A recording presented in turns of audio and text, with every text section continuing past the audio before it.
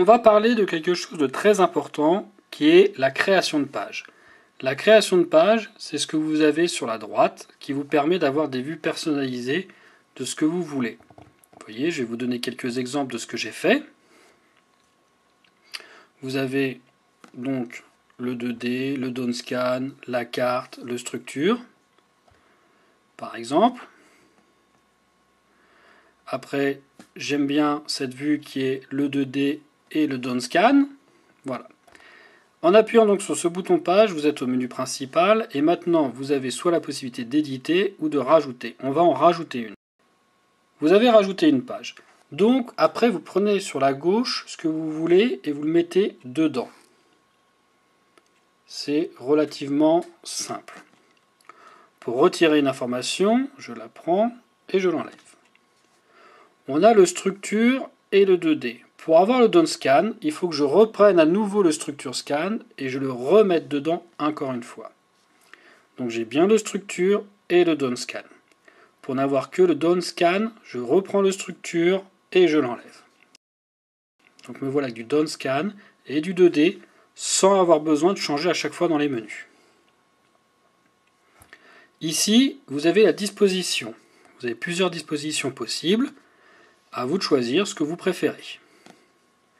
Bien sûr, toujours pareil, vous pouvez moduler comme vous voulez. Là, je suis sur une sonde 200, 83-200. Vous pouvez tout à fait rajouter une deuxième fois le sondeur. Vous allez avoir d'un côté la 200, d'un côté la 83. On va prendre cet exemple. J'enregistre. Ici, vous avez le downscan. Ici, donc le structure scan. Ici, vous avez la sonde en 83. On le voit bien. Et en 200.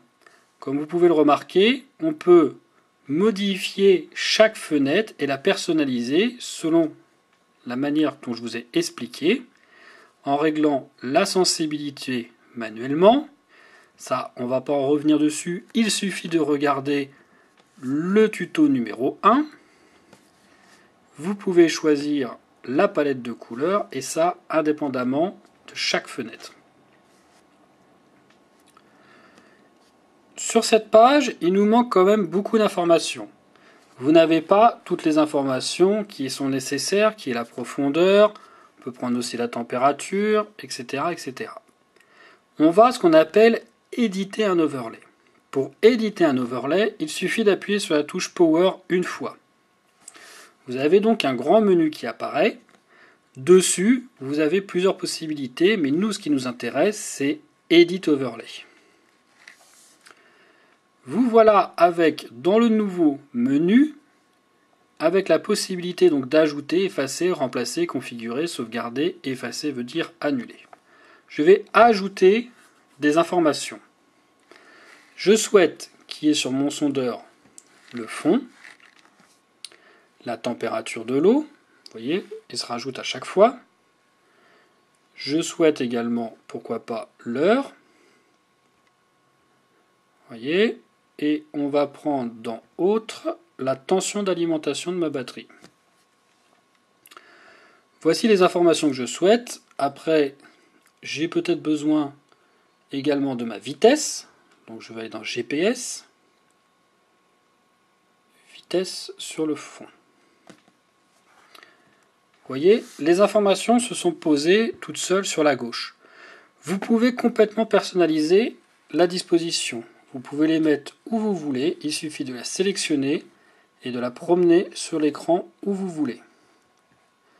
Donc, nous allons faire comme ça, la température en dessous, la tension de batterie en bas et la vitesse au-dessus. Prenons profondeur. Allez dans Configurer. Dans Configurer, vous avez le type, numérique ou analogique. Pour ce cas, on va rester en numérique. La taille, grand, XL, petit, à vous de choisir. Je vais passer en moyen.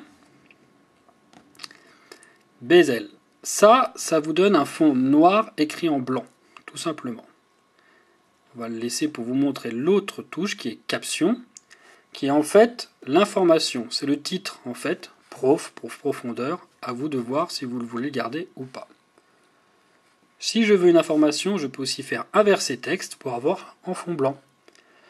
Je le fais pareil sur mes autres informations. Hop.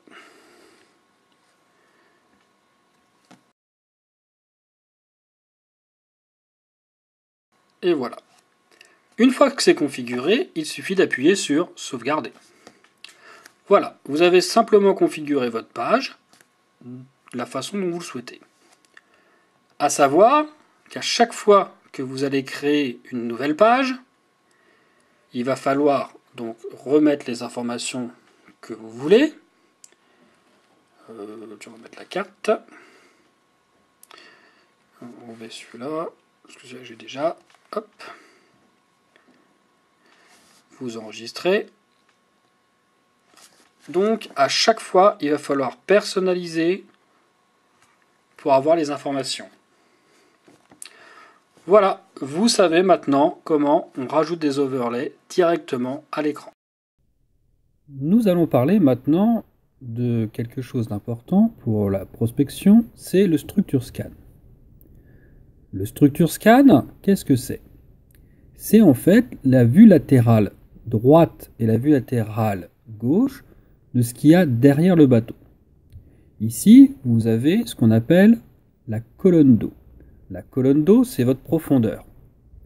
Donc forcément, vous avez le fond et du côté gauche, la même colonne d'eau, car c'est le côté gauche de votre bateau.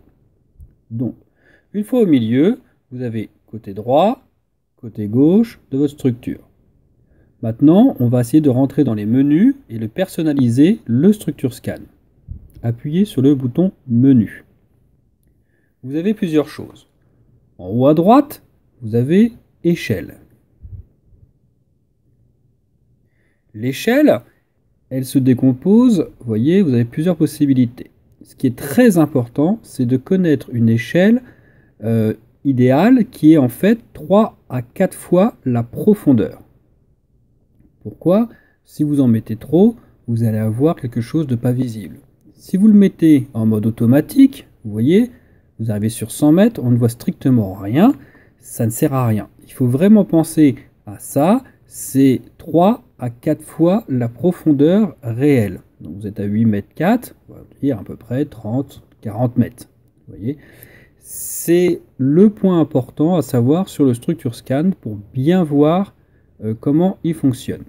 Les fréquences, donc vous avez 455 ou 800, c'est à choisir selon le type de fond, et on va dire à partir de 10-15 mètres, vous pouvez passer en 455. Si vous avez des choses un petit peu vaseuses, des fonds un petit peu vaseux, passez en 455. Parce que vous allez voir beaucoup mieux, vous aurez une meilleure visibilité des fonds. Sinon, c'est vraiment très sombre. Le contraste, c'est simplement un confort visuel. Vous pouvez le régler en automatique. Après, il est mieux de l'affiner manuellement, que ce soit pas trop criarde, mais aussi il ne faut pas que ce soit trop sombre, parce que sinon vous n'allez rien voir au niveau des détections, au niveau du structure et tout ça. Donc si vous le mettez bien sûr trop fort, c'est illisible, il faut vraiment partir sur un juste milieu. Le contraste, vous êtes vraiment sur un confort visuel. Les palettes de couleurs. Les palettes de couleurs, c'est très simple, c'est comme le reste, il faut choisir celle que vous préférez. Vous avez le jaune, le vert, le rouge, le bleu, c'est à vous de choisir. Ensuite, on va attaquer sur les vues. Les vues, vous avez soit gauche, vous voyez, c'est côté gauche, le côté droit du structure, et le côté bas, le down scan. Le down scan, je vous ai expliqué un petit peu avant comment on pouvait le changer sans avoir besoin de tout modifier à chaque fois. Voilà. Ensuite, vous allez avoir une petite touche qui est stop sondeur, qui sert à arrêter la sonde. Maintenant, on va aller un petit peu dans avancer. Vous avez toujours les filtres à mettre au minimum parce que sinon vous perdez des informations, comme d'habitude. Réjection de bruit, même principe. Par contre, droite-gauche. Droite-gauche, ça sert à inverser en fait la sonde. Enfin, la lecture de la sonde. C'est-à-dire que si vous avez une sonde qui est positionnée d'une façon, je dirais, normale, avec le fil qui est près de la coque, comme sur l'image, vous ne changez rien. Par contre, si votre sonde a été installée avec le fil qui va à l'opposé de la coque, là, il faut faire droite-gauche pour inverser la vue et que vous scannez dans le bon sens. Enfin, ligne d'échelle, c'est simplement une ligne d'échelle pour les profondeurs, tout simplement. Et nous allons partir sur un autre petit point qui est important, le trackback. Vous voyez, on peut toujours revenir en arrière comme sur le 2D, mais là, on va arriver sur quelque chose de vraiment intéressant qui est la mesure. Effectivement, on peut mesurer des éléments sur le structure scan. Pour cela, il faut en fait arriver sur le premier point, rester appuyé pour avoir la petite loupe, rentrer le premier point, voyez, et ensuite, pour le mesurer, il suffit d'appuyer sur mesure et vous cherchez l'autre côté pour savoir. Vous avez donc votre mesure qui a été faite, elle est sur la gauche. Ce n'est pas 8,50 m comme on peut le voir un petit peu en haut à gauche, mais c'est plutôt tout en bas, c'est 8 mètres. Effectivement, vous avez 8 mètres, c'est la taille du bateau. Voilà, vous connaissez maintenant la création de page, l'installation des overlays, vous en savez un peu plus sur le structure scan. On se revoit bientôt pour un troisième tuto. On va aborder de nouveaux sujets pour continuer à apprendre à utiliser ce Lowrance HDS Gen 3. J'en profite pour remercier bien sûr la société MC Technologies pour tout le matériel qui m'est mis à disposition. Et je vous attends sur Facebook si besoin. C'est Babyfly Fishing. Si vous avez des questions ou des commentaires, n'hésitez pas.